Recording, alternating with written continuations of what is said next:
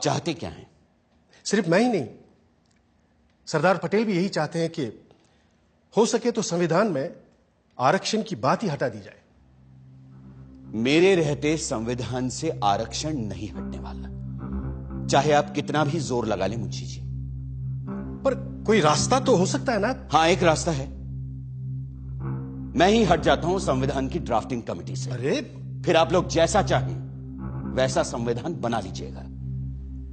सुनिए भीमराव सुनिए तो। उस दिन से डॉक्टर अंबेडकर ने संविधान का मसौदा बनाने का काम बंद कर दिया और ये भी संदेशा भेज दिया कि वो ड्राफ्टिंग कमेटी से ही नहीं, लॉ मिनिस्टर के पद से भी इस्तीफा दे देंगे।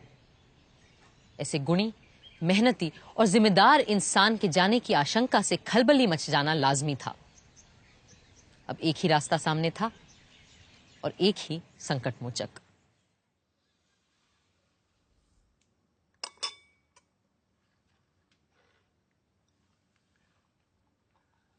मुंशी जी की बातों से आप नाराज हो गए भीमराव?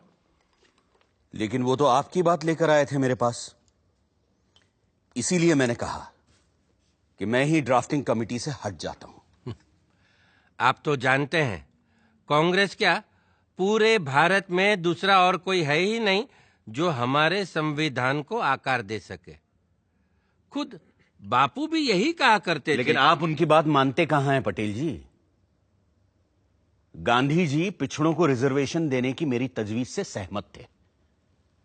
पंडित नेहरू ने तो खुद पंडित होते हुए भी यह कहा कि सदियों से हिंदुओं ने निरीह अछूतों और आदिम जातियों को बेबसी, दरिद्रता और अशिक्षा में रखा।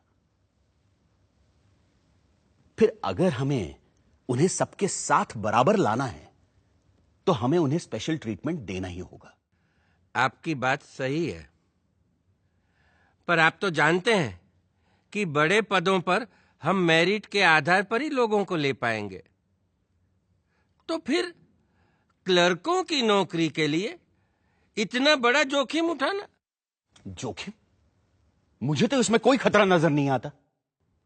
खतरा यह है कि अगर हमने एक विशेष वर्ग को आरक्षण दे दिया तो बाकी के लोग भी आरक्षण की मांग करेंगे और भारत भर में जातिवाद का यह जहर फैलता जाएगा।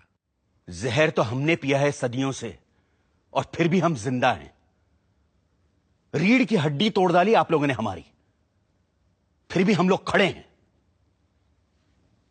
अरे एक बार हमें अपने बराबर आने का मौका तो दीजिए पटेल जी, फिर देखिए कैसे हम आगे निकल जाते हैं। और यह काम बिना आरक्षण के नहीं होगा। अगर फिर भी मेरी बातें आपको जहरीली लग रही हैं तो मैंने अपना इस्तीफा तैयार रखा है, आप खुद लेते जाइएगा। मैं बड़ा जिद्दी आदमी हूं अंबेडकर जी, लेकिन मूर्ख नहीं हूं, किसान हूं। देखकर ही बता सकता हूं कि कौन सा बीज कल मुझे अच्छी फसल देगा।